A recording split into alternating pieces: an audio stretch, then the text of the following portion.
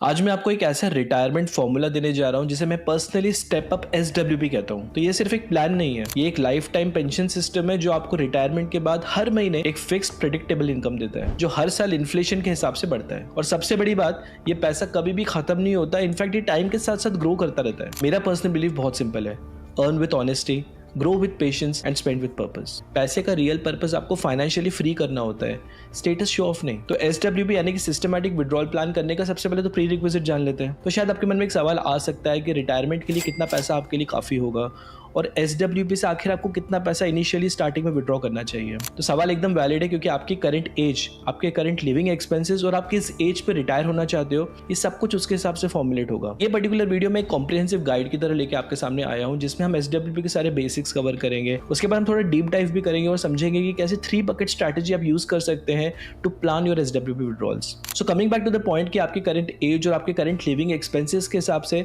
आपको एग्जैक्टली कितना retirement corpus बनाना होगा। तो उसके लिए मैंने एक एक्सेल शीट बनाई है जो मैं आपके साथ अभी शेयर करता हूं। तो मैंने एक एक्सेल शीट बनाई है, डोंट वरी, मैं एक्सेल शीट आपके साथ भी शेयर कर दूंगा। मैं इसका लिंक डिस्क्रिप्शन में डाल देता हूं, तो आप भी इसको यूज कर सकते हैं और इसमें आप अपने हिसाब से इस फिगर्स को, नंबर्स को एडजस्ट कर सकते हैं। तो इस एक्सेल शीट में मैंने कुछ की डेटा कैप्चर किया है, जिससे आपको एक हाई लेवल पे अंदाजा लग जाता है आपकी जो भी करंट एज है, आपकी टारगेट रिटायरमेंट एज क्या है, आप कौन से साल में रिटायर होना चाहते हो, तो उस हिसाब से आपको कितना टाइम होराइजन मिल रहा है आपके इन्वेस्टमेंट्स करने के लिए। तो चलिए मैं क्विक वॉक थ्रू दे देता हूँ इस शीट का। तो यहाँ पे मैंने 3 सिनेरियोस कंसिडर करे हैं। पहला सिनेरियो है जहाँ पे कोई 25 ईयर ओल्ड है, दूसरा सिनेरियो जहाँ पे कोई 30 ईयर ओल्ड है और तीसरा सिनेरियो है कोई अगर 35 ईयर ओल्ड है। अगेन ये जो नंबर्स हैं ये फ्लेक्सिबल हैं, आप इस शीट में आके इसको एडिट कर सकते हैं। तो आपकी करंट एज, आपकी टारगेट रिटायरमेंट एज और आपके प्रेजेंट एक्सपेंसेस जो है वो इस शीट में आके आप इनपुट कर सकते हैं और आपको ऑटोमेटिकली पता चल जाएगा उससे कि बेस्ड ऑन 4% यहाँ पे मैंने रूल रखा है, उस पर मैं आऊँगा अभी। तो आपको पता चल जाएगा कि आपको एग्जैक्टली कितना रिटायरमेंट कॉर्पस आपके लिए अचीव करना होगा। और साथ ही साथ आपको ये भी पता चल जाएगा कि उस रिटायरमेंट कॉर्पस को अचीव करने के लिए आपको कितनी SIP करनी पड़ेगी पर मंथ, ठीक है, विदाउट स्टेपिंग अप। तो चलिए 3 एग्जांपल्स पे हम क्विक नजर डाल के देख लेते हैं। तो अगर आप आज 25 साल के हो, ठीक है, तो यहाँ पे हमने रिटायरमेंट एज कंसीडर करी है 55 ईयर्स। अगर आपको लगता है 55 नहीं, यहाँ पे 50 करेंगे तो ये ऑटोमेटिकली जो फिगर्स हैं वो एडजस्ट हो जाएंगे। तो फिलहाल हम 55 मान के चलते हैं कि 55 पे आप रिटायर होना चाहते हो, ठीक है। तो रिटायरमेंट ईयर क्या हो गया, आज 2025 है, तो 2055 में जो है आप रिटायर होना चाह रहे हो। तो टाइम होराइजन आपके पास कितना हो गया इन्वेस्टमेंट करने का, 30 ईयर्स हो गया, ठीक है। प्रेजेंट एक्सपेंसेस, अगेन ये फ्लेक्सिबल है, हमने इस एग्जांपल में माना है कि आपके आज के लिविंग एक्सपेंसेस हैं 30,000 रुपए पर मंथ। उसके बाद पोस्ट रिटायरमेंट एक्सपेंसेस, यानी कि रिटायरमेंट के बाद आपके पर मंथ एक्सपेंसेस कितने होंगे, यानी कि आज के 30,000 रुपए जो है ये आज से 30 साल बाद इस सिनेरियो में ये बन जाएंगे 1,72,000 के आसपास, क्योंकि मैंने यहाँ पे 6% का इन्फ्लेशन एडजस्ट किया हुआ है, ठीक है। अगर आपको लगता है कि इन्फ्लेशन 6 नहीं 5% होना चाहिए या 8% होना चाहिए, 7% होना चाहिए, आप यहाँ पे आके फॉर्मूला में एडिट कर सकते हैं, ठीक है। It's completely flexible. तो आज के 30,000 रुपये कितने बन जाएंगे तब, 1,72,000, ठीक है। उसके बाद पोस्ट रिटायरमेंट एनुअल एक्सपेंसेस कितने हो गए, तो इसमें मैंने कुछ नहीं किया, इसको सिर्फ मैंने 12 से मल्टीप्लाई कर दिया, तो आपके एनुअल एक्सपेंसेस निकल के आ जाएंगे।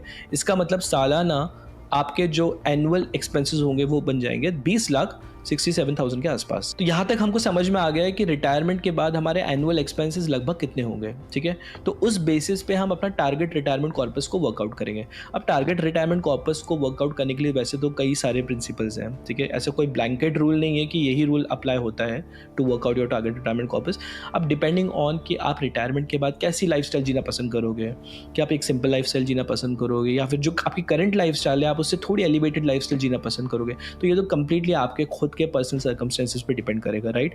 तो इसका कोई भी एक ब्लैंकेट फॉर्मूला नहीं है। मैंने यहाँ पे एक 25x का रूल लगाया हुआ है, ठीक है, या फिर आप 4% सेफ विड्रॉल रेट भी कर सकते हो। तो जो भी आपके एनुअल एक्सपेंसेस हैं उसको हम डिवाइड करते हैं 0.04 से, अगर 4% का सेफ विड्रॉल भी यहाँ पे अप्लाई करते हैं, या फिर 25 से आप अपने एनुअल एक्सपेंसेस को मल्टीप्लाई करते हैं। तो यहाँ पे आप देख सकते हैं अराउंड 5.2 करोड़ का जो है आपका रिटायरमेंट कॉर्पस यहाँ पे वर्कआउट हो रहा है। सिमिलरली अगर आपको लगता है कि 25x से जो भी आपका कॉर्पस अमाउंट निकल के आ रहा है वो उतना सफिशिएंट आपको नहीं लगता आपके रिटायरमेंट एक्सपेंसेस के लिए, क्योंकि शायद आपको लग रहा है कि आज मेरे 30,000 के एक्सपेंसेस हैं बट रिटायरमेंट के बाद मेरे एक्सपेंसेस यहाँ से बढ़ जाएंगे, ठीक है। तो आप 25 की जगह यहाँ पे 30x का भी फॉर्मूला लगा सकते हो।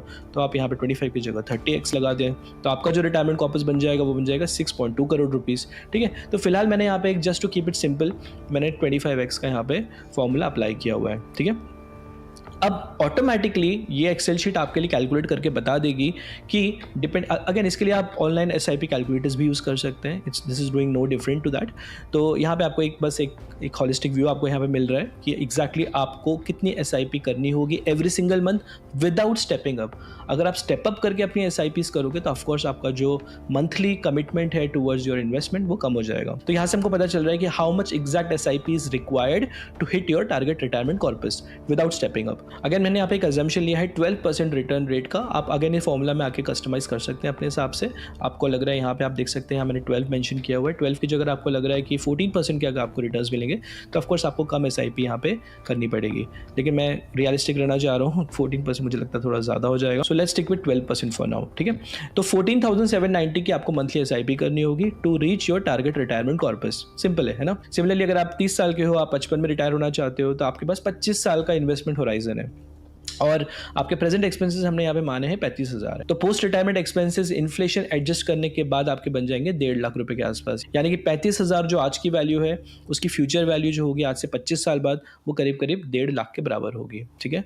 तो हमने फ्यूचर वैल्यू को यहाँ पे कंसिडरेशन में लिया है। तो पोस्ट रिटायरमेंट एनुअल एक्सपेंसेस आपके कितने बन जाते हैं? 18 लाख के आसपास, ठीक है।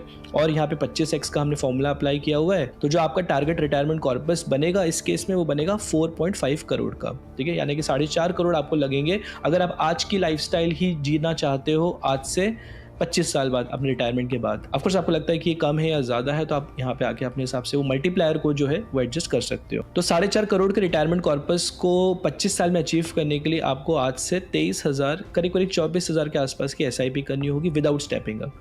स्टेप अप करेंगे तो ये अमाउंट कम हो जाएगा।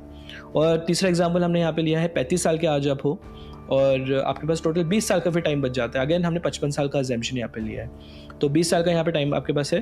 प्रेजेंट एक्सपेंसेस हमने यहाँ पे 40,000 के अज्यूम करें तो जो आपके पोस्ट रिटायरमेंट एक्सपेंसेस बन जाते हैं इन्फ्लेशन एडजस्टेड वो बन जाएंगे 1.28 लाख रुपीस। और जो एनुअल एक्सपेंसेस आपके बन जाएंगे पोस्ट रिटायरमेंट वो बन जाएंगे 15.39 लाख के आसपास। तो उस बेसिस पे जो आपका टारगेट रिटायरमेंट कॉर्पस बनता है वो बनेगा 3.84 करोड़। यानी कि आपको 3.84 करोड़ रुपीस का टारगेट हिट करना है through SIPs in next 20 years. उसके लिए आपको आज से 38,903 की SIP करनी होगी। अगर शायद आपको ये अमाउंट थोड़ा ज़्यादा लग सकता है तो जैसे मैंने कहा कि अगर आप स्टेप अप करें, आप 10% से भी एनुअल स्टेप अप करें, 8% से भी करें तो सिग्निफिकेंट डिफरेंस आ जाएगा आपके मंथली SIP कॉन्ट्रीब्यूशन में, ठीक है। आप कोई भी ऑनलाइन कैलकुलेटर में जाके देख सकते हैं। और जैसे मैंने कहा कि ये शीट मैं आपके साथ शेयर करूँगा बिल्कुल फ्री में, तो आप इसमें जाके अपने डेटा इनपुट कर सकते हैं। तो चलिए अभी हमने ये तो देख लिया कि आपको आपके रिटायरमेंट के लिए कितना कॉर्पस बनाना होगा। ये तो हो गया स्टेज 1 जहाँ पे आप SIPs के थ्रू सिस्टमैटिकली मंथली इन्वेस्टमेंट करके आप सबसे पहले अपना रिटायरमेंट कॉर्पस अचीव करते हो। अब आपका रिटायरमेंट कॉर्पस गोल अचीव हो चुका है, आप 55 साल के हो गए हो, 50 साल के हो गए, डिपेंडिंग ऑन जो भी आपने अपनी रिटायरमेंट एज आपके लिए सिलेक्ट करी है। अब आता है असली गेम SWP का। तो SWP इनकेस अगर आपको नहीं पता है तो SWP होता है सिस्टमैटिक विड्रॉल प्लान। यानी कि जो भी आपका कॉर्पस है वो कॉर्पस को आप किसी भी पर्पस के लिए यूज कर सकते हो। It can be for your retirement और for any other goal that you have plan for yourself. तो बेसिकली SWP का बेस्ट यूज केस बनता है for your post retirement expenses. तो आप रिटायर हो चुके हो, आपके पास एक टारगेट कॉर्पस अभी है, अब आप चाहते हो कि उस कॉर्पस में से मैं स्लोली पैसा विड्रॉ करना स्टार्ट करूं, मेकिंग श्योर कि मैं उतना पैसा विड्रॉ कर रहा हूं जिससे कि महंगाई यानी कि inflation is also taken care of. At the same time मेरा कॉर्पस अगले 40-45 साल तक चलता रहे और ख़त्म ना हो। तो अगर आप अर्ली रिटायरमेंट ले रहे हो, it can B at any as 45, 50, 55, तो ऑफकोर्स आप चाहोगे कि जब तक आप जिंदा हो आप उसमें से पैसा जो है विड्रॉ करते रहो और आपका कॉर्पस कभी डिप्लीट ना हो, ख़त्म ना हो, राइट। तो उसी ऑब्जेक्टिव से हमने यहाँ पे 4% का विड्रॉल रूल बनाया था। तो 4% विड्रॉल रूल रहने के पीछे का रीज़न ये है कि आपका जो कॉर्पस है it stage invested in any mutual fund और एनी डेट फंड और any bond, what ever product it can B, right. अब वो SWP फंड जो है वो जहाँ पे भी इन्वेस्टेड है वहाँ से आपको रिटर्न्स भी आएंगे। अब रिटर्न्स हम यहाँ पे मान के चल रहे हैं जितने भी आएंगे 4% से कम तो नहीं आएंगे ना। हो सकता है there will be some years जहाँ पे नेगेटिव रिटर्न्स आए, it is very much possible, और हम उस सिचुएशन को भी यहाँ पे फैक्टर इन करते हैं। इसीलिए मैंने जो 3 बकेट स्ट्रैटेजी की बात की थी ना, यहाँ पे वो रोल बहुत इंपॉर्टेंट हो जाता है। तो आई होप यहाँ तक क्लियर है कि SWP के लिए हमने सबसे पहले क्या किया, अपना रिटायरमेंट कॉर्पस वर्कआउट किया। अब यहाँ पे आके हम चेक करेंगे कि उस कॉर्पस में से हम कितना पैसा विड्रॉ कर सकते हैं, मेकिंग श्योर कि वो पैसा नेक्स्ट 40-45 ईयर्स तक आराम से चलता रहे। इनफैक्ट मेरा क्लोजिंग कॉर्पस भी बने उसके बाद, ये नहीं कि पैसा सारा जीरो हो जाए, ठीक है। और साथ ही साथ हम SWP में अपना जो विड्रॉल है वो एनुअली बढ़ाएंगे भी, यानी कि हम खुद को एक एनुअल इंक्रीमेंट भी देंगे। जैसे आप जॉब करते हो तो आपको जॉब में एक सालाना इंक्रीमेंट मिलता है ना, तो यहाँ पे आप अपने आप को एक सैलरी दे रहे हो। सिर्फ डिफरेंस ये है कि आप अपने पैसे से आप अपने आप को एक सैलरी दे रहे हो, ठीक है, और साथ साथ आप अपने आप को इंक्रीमेंट भी दे रहे हो एनुअली। अब वो इंक्रीमेंट कितना होगा, वो उतना होगा जितने की महंगाई है, यानी कि 6% से हम यहाँ पे अज्यूम करते हैं कि महंगाई बढ़ेगी, तो 6% से आप अपना SW भी बढ़ा सकते हो आप। लेकिन अगर आपको लगता है नहीं 6% इज नॉट इनफ, तो आप उस हिसाब से बढ़ा लें, कोई प्रॉब्लम नहीं है। तो चलिए सबसे पहले केस स्टडी 1 पे देखते हैं। तो उस केस में टोटल रिटायरमेंट कॉर्पस गोल हमारा कितना था, 5.2 करोड़, ठीक है। तो यहाँ पे मैंने 5.2 करोड़ एंटर कर दिया है।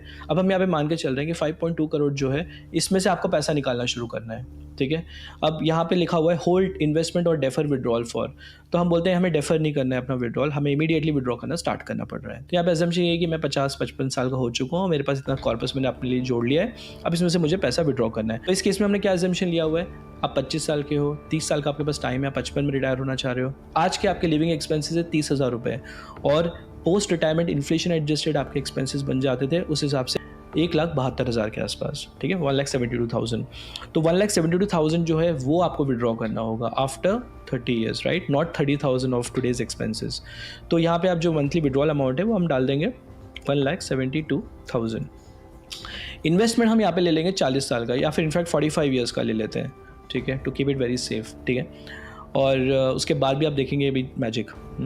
Expected rate of return, again मैं थोड़ा इस पे और डिटेल में आऊँगा, फिलहाल हम मान के चलते हैं यहाँ पे 10% का एकदम कंजर्वेटिव रिटर्न्स जो है हम एक्सपेक्ट कर रहे हैं। यहीं पे जो 3 बकेट स्ट्रैटेजी की मैं बात कर रहा था ना, वो यहाँ पे काम पे आएगी कि देयर विल बी इवेंट्स जहाँ पे आपको नेगेटिव रिटर्न्स मिल रहे होंगे, ठीक है, हो सकता है कॉन्जिक्यूटिवली नेगेटिव रिटर्न्स मिल जाए आपको, तो 10% का यहाँ पे एजम्पशन लेना भी एक्यूरेट तो नहीं है, राइट, बट फॉर कैलकुलेशन से अभी हम लेके चलते हैं कि 10% के आपको मिनिमम रिटर्न्स मिल रहे हैं ईयर ऑन ईयर, तो आपके कॉर्पस का क्या स्टेट होगा आफ्टर 45 ईयर्स, ठीक है।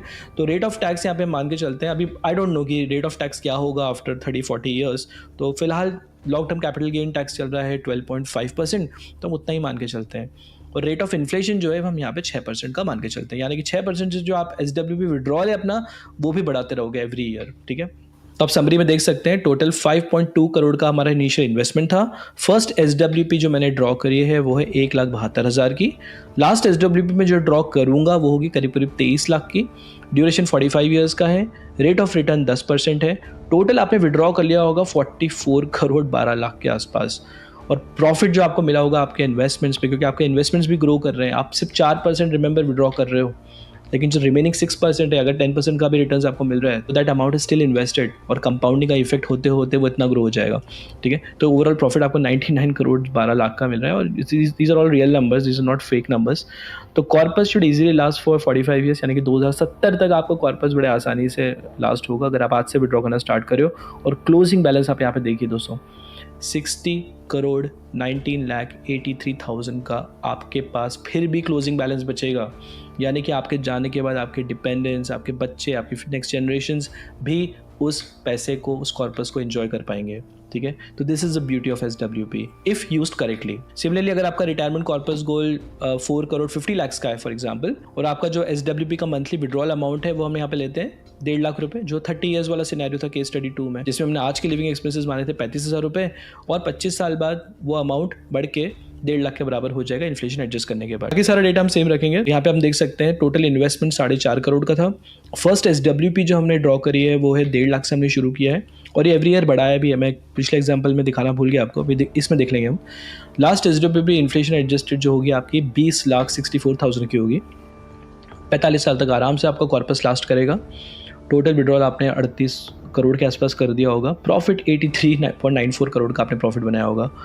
और क्लोजिंग बैलेंस में, यानी कि आज से 45 साल बाद भी आपके पास एक 50 करोड़ का क्लोजिंग बैलेंस बचेगा, यहाँ पे आप देख सकते हैं। और टैक्स ऑन कैपिटल गेन्स जो है वो अगेन हमने यहाँ पे कुछ अजम्पशंस लिए हैं, तो उस हिसाब से कैलकुलेशन आपके निकल के आ रहे हैं। मतलब 40 लाख के आसपास का टैक्स ड्यूरिंग SWP हो गया, और टैक्स ऑन फाइनल रिडेम्पशन आपका बनता है 5 करोड़ 68,19,000 के आसपास से। तो ग्रोथ टेबल में देख सकते हैं, जैसे मैंने कहा कि एवरी ईयर हम अपना SWP बढ़ाएंगे, यानी कि हम खुद को एनुअल इंक्रीमेंट भी देंगे, ठीक है। तो पहले साल हमने कितना ड्रॉ किया है, 1.5 लाख रुपए पर मंथ, तो 1.5 लाख में लेता गया।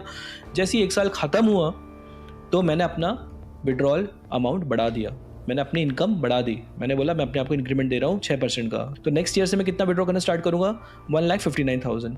सिमिलरली वो एक साल और मैंने 1,59,000 विड्रॉ करना स्टार्ट किया। उसके बाद ईयर 3 में मैं फिर से 6% से बढ़ा दूंगा, तो आप यहाँ देख सकते हैं 1,68,000 का टोटल विड्रॉल मैं कर रहा हूँ and so on and so fourth. ये चलता रहेगा मेरा विड्रॉल बढ़ते बढ़ते जब मैं लास्ट ईयर पे पहुँचूंगा तो आप देख सकते हैं यहाँ पे I would be drawing a total of 19,47,822 rupees per month, ठीक है, क्योंकि इन्फ्लेशन एडजस्टेड यहाँ पे डेटा है ये। तो ओवरऑल SWP का हमने कैसे डिवाइड किया था, 2 स्टेजेस में। सबसे पहले स्टेज 1 में हमने क्या किया, अपना रिटायरमेंट कॉर्पस पहले वर्कआउट किया। उसके बाद जब फाइनली हमारा रिटायरमेंट कॉर्पस गोल अचीव हो गया, फिर हम जाएंगे स्टेज 2 पे, जहाँ से हमने अपने कॉर्पस में से systematically every single month withdrawal plan किया, ठीक है। That was your SWP plan. अब यहाँ पे SWP के अराउंड भी कुछ स्ट्रैटेजीज हैं जो आपको यूज़ करनी चाहिए, क्योंकि अगर आप सारा 5 करोड़ का कॉर्पस एक ही फंड में डाल दोगे और उसमें से पैसा विड्रॉ करना स्टार्ट करोगे विद एन अजम्पशन कि आप 4% विड्रॉ कर रहे हो, और आप अजम्पशन हमने क्या लिया था वहाँ पे 10% का एनुअल रिटर्न्स का अजम्पशन लिया था, बट यहाँ पे negative sequence of return risk भी आ जाती है।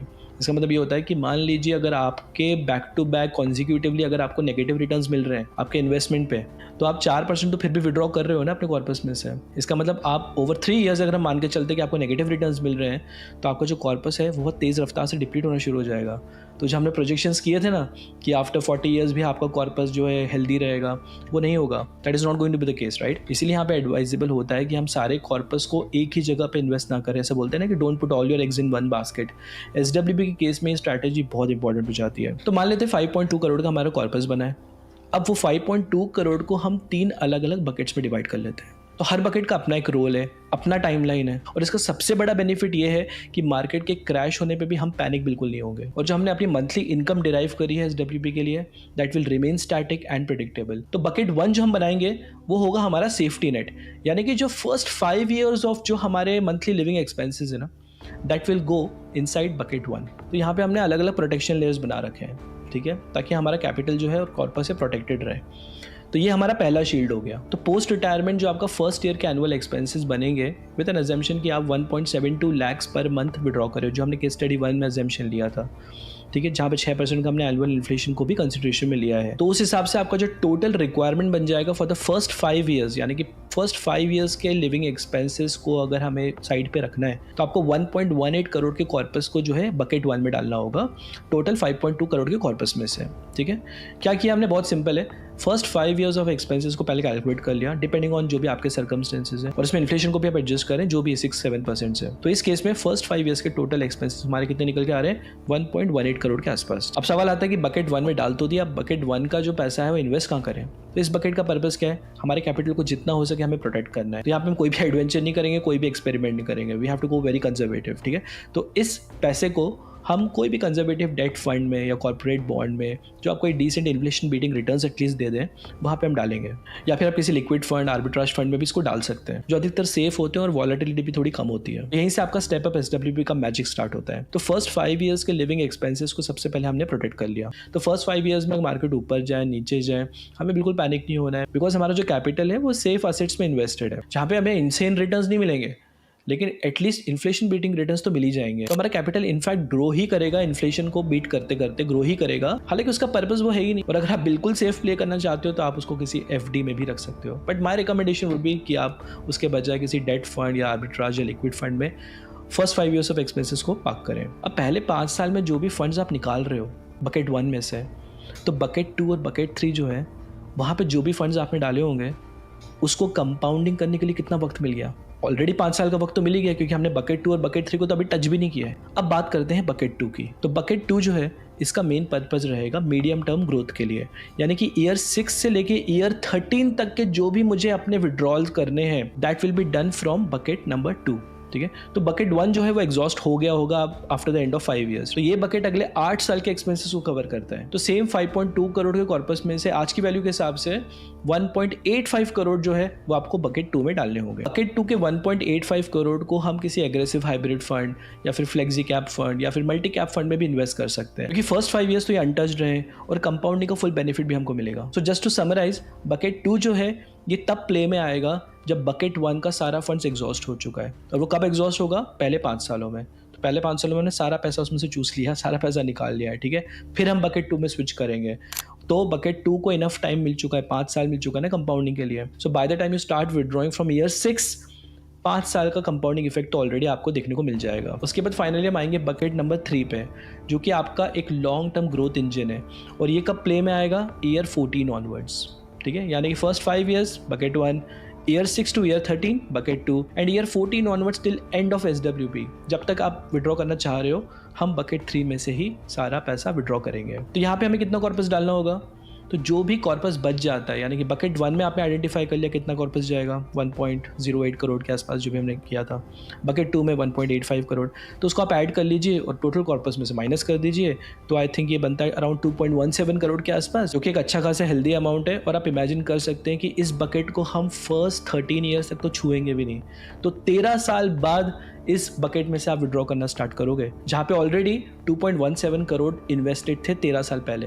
तो 13 साल बाद यू कैन इमेजिन कि इस कॉर्पस को ग्रो करने के लिए कितना वक्त मिला है और कंपाउंडिंग अपना क्या मैजिक दिखाएगा। अब सवाल आता है कि बकेट 3 में हम कौन से फंड्स पिक करें, तो यहाँ पे आप कोई भी फंड ले सकते हैं, large cap, mid cap, flexi cap, small caps, basically 4 से 5 फंड्स आप ले सकते हैं across different categories with overall good healthy mix. इस तरह से आप 3 बकेट स्ट्रैटेजी यूज करके अपनी SWP की प्लानिंग कर सकते हैं, क्योंकि मैंने देखा कि अक्सर लोग SWP के ऊपर खूब वीडियोस बनाते हैं, बातें करते हैं, लेकिन कोई इतने डीप डाइव जाके बता नहीं रहा है आपको कि SWP में सारा पैसा आपको एक ही जगह से नहीं निकालना होता है। तो मान लीजिए आप ये साल में रिटायर होते हो और रिटायरमेंट के तुरंत बाद ही मार्केट जो है वो 20 से 25% से डाउन हो जाता है, तो all your SWP plans will go for a toss, right. और आप कितने पैनिक में रहोगे, you might have to fall back to your other plans, right, जिसके लिए शायद आपने कुछ प्लानिंग करी भी ना हो। तो प्लीज सारा का सारा पैसा आप एक जगह पे पार्क ना करें। यहाँ पे मैंने 3 बकेट स्ट्रैटेजी लिया, आप चाहे तो उसको अपने हिसाब से कस्टमाइज कर सकते हैं, ठीक है, जस्ट एन एग्जाम्पल।